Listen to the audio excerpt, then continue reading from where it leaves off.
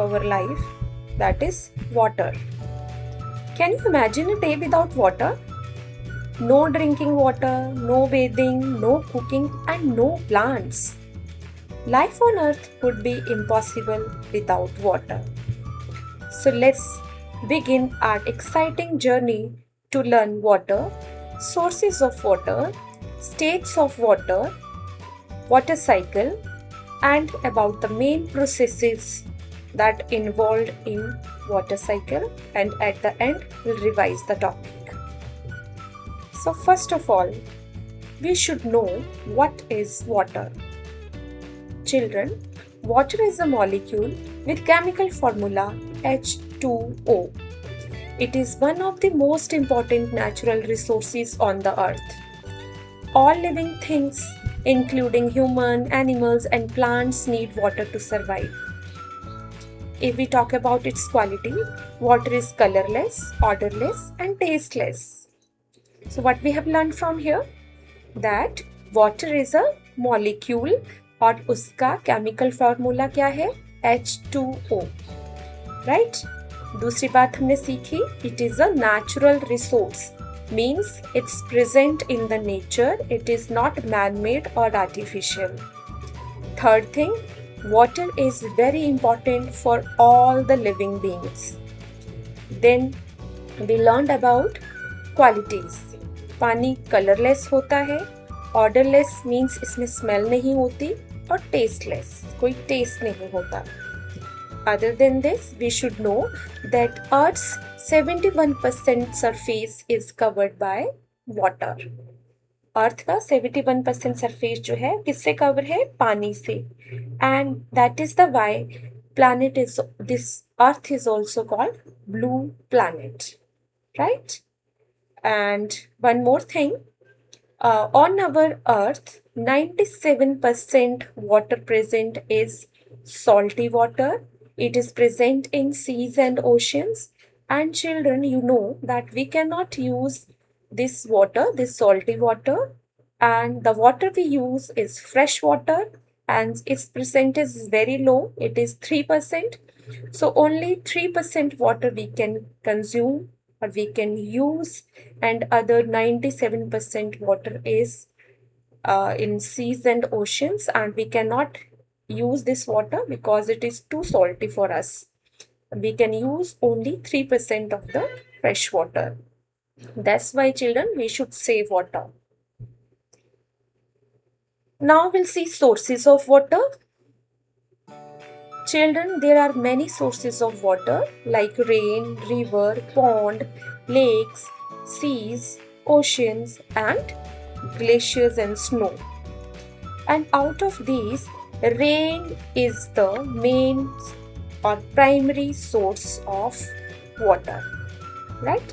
Or you can say rain is the primary source of fresh water. River, ponds, lakes, seas, ocean में भी पानी कहाँ से आएगा? Rain से ही आएगा. So rain is the primary source of water. And children, when it rains, तो कुछ पानी जो है it seeps down in the soil, और वो वहाँ से बहुत नीचे चला जाता है और एक रॉकी लेयर में जाके स्टोर हो जाता है, and that water is called underground water. And how can we use that underground water? Let's see in the next slide. You can see here wells and hand pumps. So we can use this underground water with the help of wells and hand pumps. आपने boring करते हुए लोगों को देखा होगा, जब borewell लगाते तो जो बोरिंग की पाइप होती है उसको हम अंडरग्राउंड वाटर टेबल तक पहुंचाते हैं, और वहाँ उस रॉकी लेयर से फिर हम पानी को बाहर निकालते हैं, and we use that fresh water, right? Now will see states of water. Children, water exists in 3 states. Number 1, solid state like ice. When water freezes, it becomes ice. For example, ice cubes, snow, and glaciers. Second stage is liquid like water. This is the form of water we use every day. Examples: rivers, lakes, oceans, and drinking water. Third stage is gaseous stage. Like water vapor, And examples, how it forms? When water is heated, it changes into water vapor. Examples are steam from boiling water and moisture in the air. आपके kitchen में मम्मा पापा कभी भी अगर चाय बना रहे हैं या मिल्क बॉईल कर रहे हैं तो यू मस्ट हैव सीन कि वहां से धुआं निकलता है. दैट धुआं इज स्टीम. और उस स्टीम में क्या होते हैं? Water vapours. वो गैशियस फॉर्म है, गैस स्टेट है वाटर की. Right. And tell me one thing, can you change solid state into liquid और लिक्विड स्टेट इनटू गैस? क्या हम चेंज कर सकते हैं स्टेट को? सोचो. Yes, we can change the state of water. मेरे पास आइस क्यूब्स हैं. अगर मैं उनको पैन पे डाल के गैस स्टोव पे रख दूं और उसे ऑन कर दूं तो वो मेल्ट होके लिक्विड स्टेट यानी वाटर में चेंज हो जाएगा. वाटर को मैं बॉईल करूं तो उसमें से वाटर वेपर्स निकलेंगे. Means liquid state is changed into gaseous state. और अगर मैं पानी को फ्रिज में रख दूं और फ्रीज कर दूं तो वो क्या हो जाएगा? सॉलिड स्टेट में बदल जाएगा. So what I want to say is these three states are interconvertible. We can change solid state into liquid and liquid state into gas. Right? So children, what we have learned from here? Let's revise. Water is unique molecule that exists naturally in all three states of matter, that is solid, liquid and gas. Example of solid state is ice, liquid water, gas water vapors. And children, this ability, what is the ability? To be present in all the three states. Okay, solid, liquid, gas. This ability allows water to continuously move through the water cycle and support life on the earth. और यही three properties के कारण water cycle चल रही है. Okay, water की water cycle में contribution है because of these three cycles. Now we have heard new term, water cycle. So let's see in the next slide what is water cycle, and this is the main topic for today's video. Water cycle is a continuous movement of water between the earth's surface and the atmosphere. अर्थ के surface से और अर्थ के ऊपर gas की एक layer है, उसमें exchange हो रहा है and that exchange is continuous, लगातार, विदाउट एनी रेस्ट. ये कॉन्टिन्यूअस एक्सचेंज ऑफ वाटर हो रहा है. इट इज लाइक दैट, मेरे पास एक बॉल है, मैंने वो बॉल आपके पास दी, आपने वो बॉल मुझे दी, फिर मैंने आपको दी, फिर आपने मुझे दी. तो ये कॉन्टिन्यूअस एक्सचेंज है, एक साइकिल है जो चलती रहेगी. ठीक है, तो यहाँ पे एक साइकिल चल रही है. कौन सी? वाटर एक्सचेंज की. किसके बीच में? दो लोगों के बीच में. एक है अर्थ, दूसरा है एटमॉस्फेयर. इन दोनों के बीच में कॉन्टिन्यूस एक्सचेंज ऑफ वाटर हो रहा है. ये एक साइकिल है जो कंटिन्यूटी में चलती है and this cycle is called water cycle. So children, here you have heard new word atmosphere. So before moving further, you should know what is atmosphere. So let's see. Here you can see earth, and above earth you can see a thick layer of white colored thick layer of gas, and this layer, or this you can say the imaginary blanket of gases around the earth. अर्थ के चारों ओर you can imagine एक मोटी सी gases की layer है और यही layer जो है एटमॉस्फेयर है. ओके, अभी पिक्चर को अच्छे से देख लो. इसी एटमॉस्फेयर से पानी नीचे अर्थ पे आएगा और अर्थ से ही ये ऊपर एटमॉस्फेयर में जाएगा. अब एटमॉस्फेयर है तो इसका कुछ रोल भी होगा. So yes, this atmosphere is very important for the earth. It protects us from the harmful rays of the sun and it gives us air to breathe and helps keeps the earth just right. Okay, it supports the life on the earth. So what we have learned from here, that atmosphere is the imaginary blanket of gases around the earth. Children, now we'll know about the processes that are involved in water cycle. So mainly there are 5 processes. Number 1, evaporation. Number 2, transpiration. Number 3, condensation. Number 4, precipitation. Number 5, collection, or you can say runoff and infiltration. So let's discuss these processes one by one. First of all, we'll start with the evaporation. The sun heats water in oceans, rivers, lakes, and ponds. Water changes into water vapor and rises into the air. Evaporation हो रही है on the surface of the earth. And on the earth there are different water bodies like river, ponds, है ना, oceans, seas. यहाँ से evaporation हो रही है. लेकिन what is the main driving force behind this process? The sun. Okay, sun is the driving force for the water cycle. जब sun आएगा तो वो water को heat करेगा और वहां से वाटर वेपर्स, वाटर कन्वर्ट होगा वाटर वेपर्स में और फिर ये जाएंगी एटमॉस्फेयर में. लास्ट स्लाइड में हमने देखा है एटमॉस्फेयर कहाँ है, वो अर्थ के चारों तरफ है, तो वो ऊपर की तरफ उठ के एटमॉस्फेयर में ये वाटर वेपर्स जाएंगे. You can remember this like अगर आपको कहीं जाना है तो आप गाड़ी में या कार में जाओगे. कार चलाने के लिए आपको फ्यूल चाहिए, तभी आपकी गाड़ी चलेगी. अब इसमें वाटर बॉडी से वाटर को भी एटमॉस्फेयर में जाना है, लेकिन वो ऐसे नहीं जा सकता, उसको भी फ्यूल चाहिए, एनर्जी चाहिए. And water gets this energy or this fuel from the sun. Okay, sun is the main source of energy here and it works as a fuel, right. तो वाटर जो है, वाटर ड्रॉप, वो यहाँ से energy लेके फिर वो अपनी स्टेट चेंज करेगी. वाटर इज लिक्विड स्टेट, अभी वो वाटर वेपर में कन्वर्ट होगा. And you know water vapour is the gaseous state, right. तो यहाँ से फिर वो स्टेट चेंज करके अब वो अर्थ से ऊपर एटमॉस्फेयर में जाएगी. And this process is called evaporation. Will see the video what is evaporation. You can see from here in the presence of sun water is changing into water vapors and फिर water vapor rises into the atmosphere. So this is the process of evaporation. We'll see example. You can see the clothes. ये गर्मी से ही सूख रहे हैं. यहाँ पे आपको धुआं जैसा दिख रहा है. These are water vapors. State change हो रही है और ये सीधा एटमॉस्फेयर में मीन्स ऊपर जा रहा है. हमारे जो कपड़े सूखते हैं it's because of evaporation only. घर पे मॉपिंग होती है, पोछा लगता है, तो फ्लोर जो सूखता है वो इवेपोरेशन से ही सूखता है. हम जब नहाते हैं, हमारे बाल जब गीले होते हैं, थोड़ी देर के बाद बाल हमारे सूख जाते हैं because of evaporation, right. Now next process is transpiration. You can remember this thing like sweating. ठीक है, हमें स्वेटिंग होती है, ह्यूमन बींग्स को स्वेटिंग होती है. Yes, because we are having small pores in our skin. और यहाँ से वाटर हमारी बॉडी से बाहर निकलता है और हमें पसीना आता है.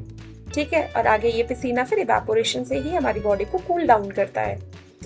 सिमिलर वे में प्लांट्स रूट्स के थ्रू सॉइल से वाटर एब्जॉर्ब करते हैं और फिर ये वाटर अगेन जब सन की प्रेजेंस में लीव्स के थ्रू ये फिर एटमॉस्फेयर में रिलीज होगा, right. And in lower classes you must have studied that there are small pores on the leaves and these small pores are called stomata, right.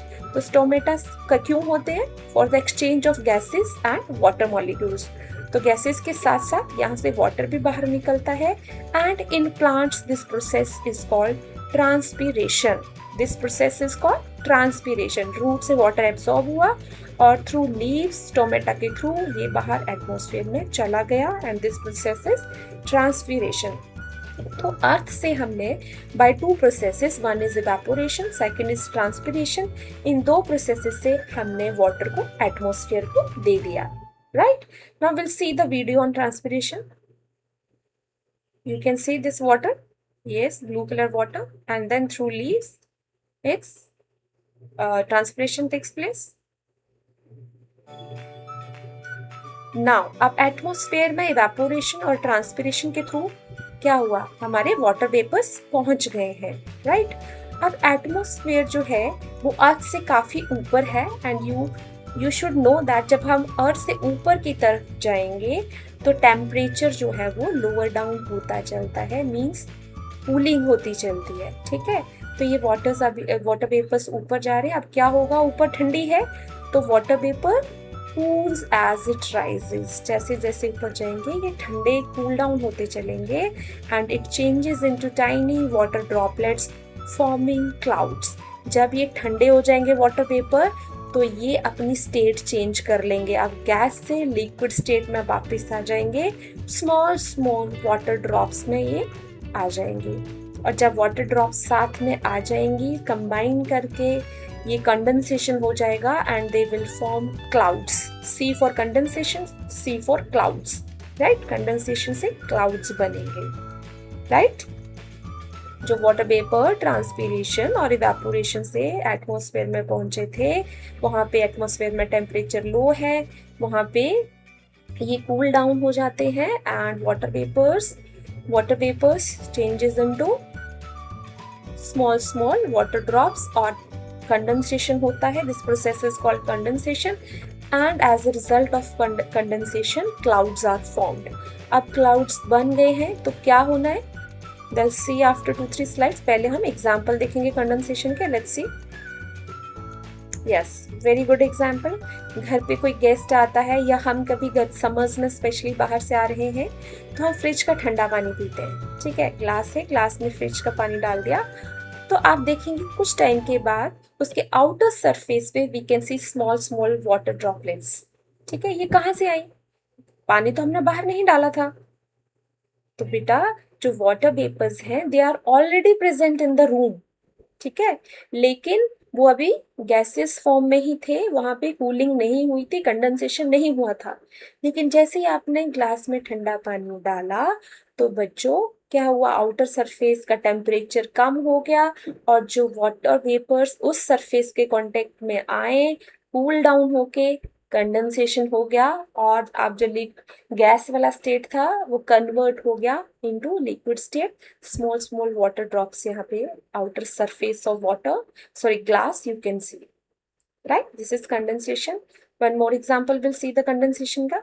Winters में गाड़ी के अंदर बैठे हो तो शीशे पे आपने देखा होगा स्मॉल स्मॉल ड्रॉप्स ऐसे दिखती हैं। देन अगेन कूलिंग से वाटर ड्रॉप्स बन रही हैं। This is again condensation. Now will move towards the fourth process. अब हमने कंडेंसेशन से क्लाउड बना दिए थे। I told you can remember like C से कंडेंसेशन, सी से clouds. Now after condensation clouds are formed. When clouds become heavy, water falls back to the earth.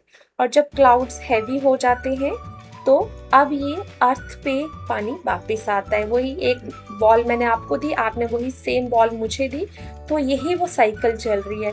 Earth surface पे bye evaporation and transpiration पानी water को हमने atmosphere में भेजा था, atmosphere ने वहां पे कंडेंसेशन की, अब उसने वापस अर्थ सरफेस को भेज रहा है। कैसे, by the process of precipitation.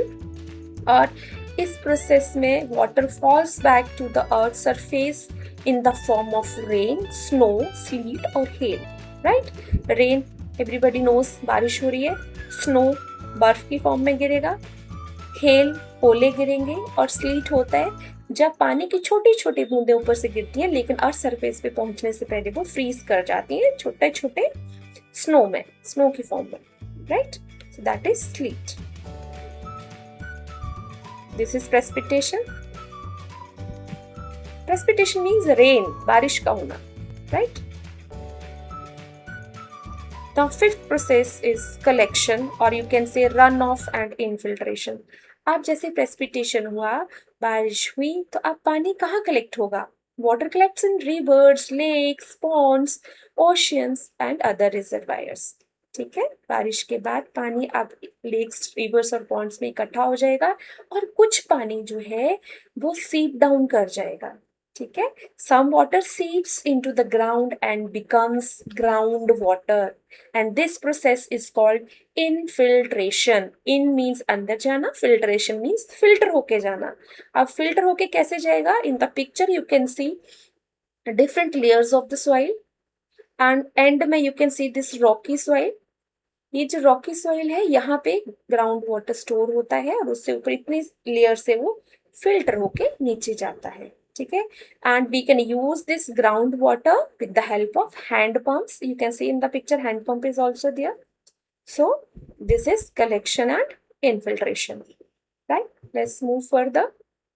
Now we'll see the water cycle.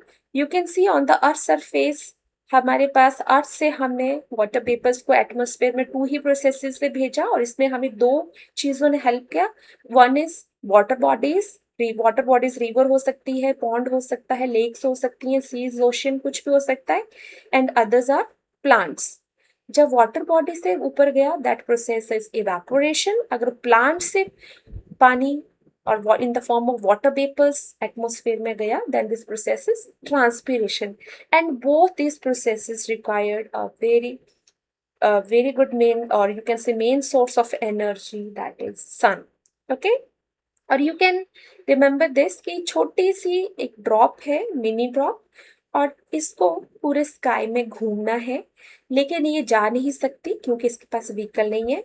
तो ये सन से कहती है कि मेरे देखो पंख तो हैं लेकिन मुझे उड़ने के लिए एनर्जी नहीं है, तो आई नीड एनर्जी। तो सन ने इसको एनर्जी दी in the form of heat. You can see sun rays आ गई, इसको हीट मिला और अब ये लाइट फील कर रही है।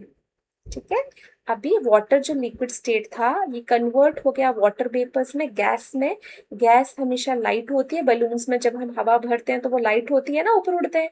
इन द सिमिलर वे जब वाटर है वो वाटर वेपर में कन्वर्ट हो जाएगा, लाइट हो जाएगा, और फिर वो एटमॉस्फेयर में जाने शुरू कर देंगी। ठीक है, ये जो प्रोसेस हुआ इवेपोरेशन, अब एटमॉस्फेयर में so many water vapors are there, and you know there is low temperature in the atmosphere, because of that ये इकट्ठी हो गई, जुड़ गई, और they formed clouds बने, और जब clouds heavy हो गए then it start raining, right?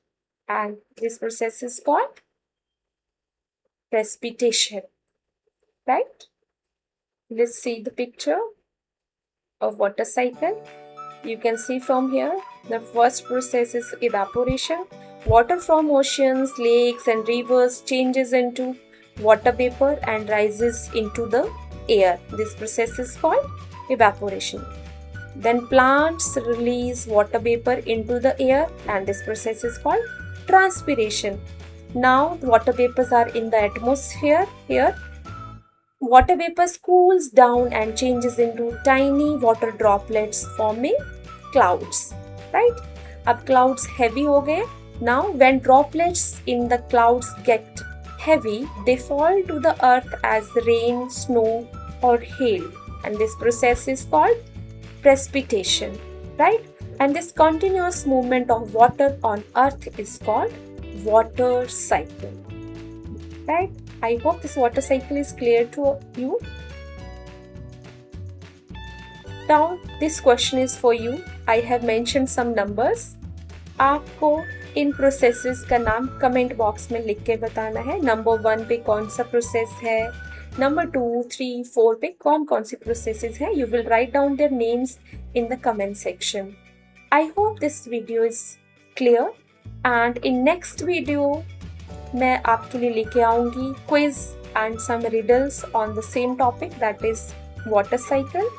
So be ready for that. Till then take care, bye bye, नमस्ते.